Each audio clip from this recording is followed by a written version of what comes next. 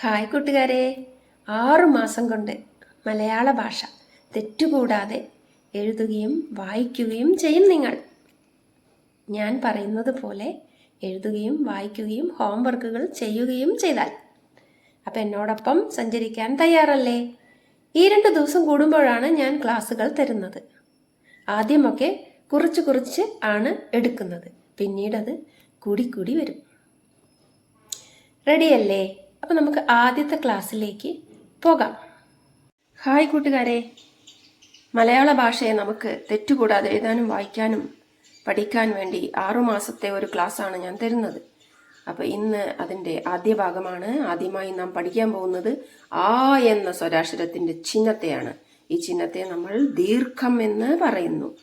കാക്ക, പാട്ട്, സാരി, പാലം, മാളം, കാട് തുടങ്ങിയ വാക്കുകൾ ശ്രദ്ധിച്ചോ? ഈ വാക്കുകളൊന്നും നിങ്ങളിപ്പോൾ പഠിക്കണ്ട. ഇവിടെ ഉപയോഗിച്ചിരിക്കുന്ന ഈ ചിഹ്നമാണ് ദീർഘം.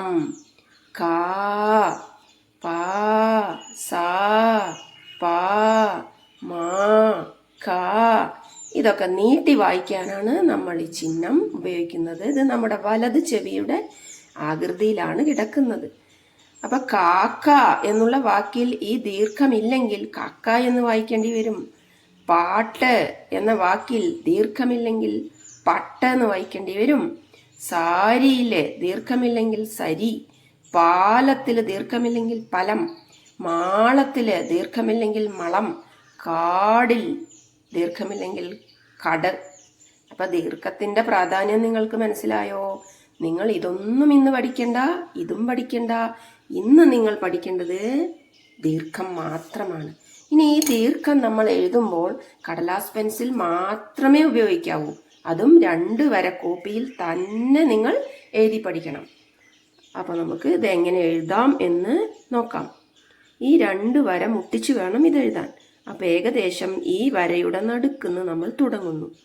മുകളിലേക്ക് പോയി വളരെ പതുക്കെ അതിൽ മുട്ടി ഇവിടെ വന്ന് അവസാനിക്കും.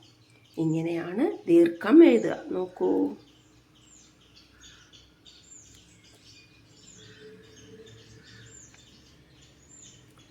നിങ്ങൾ ഈ ദീർഘം എന്ന ചിഹ്നം 2 വര കോപ്പിയിൽ നിറച്ച് എഴുതണേ. എഴുതുമ്പോൾ വായിച്ചു എഴുതണേ. ദീർഘം, ദീർഘം, ദീർഘം, ദീർഘം. ഇങ്ങനെ പറഞ്ഞു എഴുതാൻ മറക്കണ്ട. അപ്പോൾ അടുത്ത ക്ലാസ്സുമായി ഉടൻ വരുന്നതാണ്. നിങ്ങൾ നന്നായിട്ട് ഈ 2 ദിവസം കൊണ്ട് ഇത് എഴുതി പഠിക്കണേ.